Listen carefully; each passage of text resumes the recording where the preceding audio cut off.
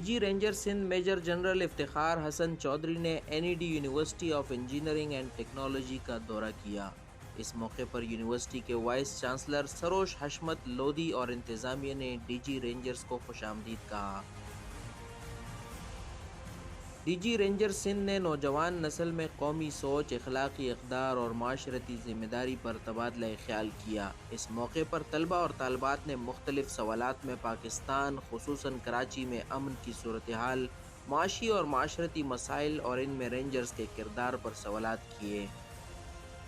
ان معاملات میں سیکیورٹی، نشاور اشیاء کا سدباب، معاشرے میں مثبت کردار کے لیے مشترکہ کوششیں بھی شامل تھیں۔ اس موقع پر یونیورسٹی کے وائس چانسلر، انتظامیہ اور طلباء نے قیام امن میں رینجرز کی کوششوں کو سراہا۔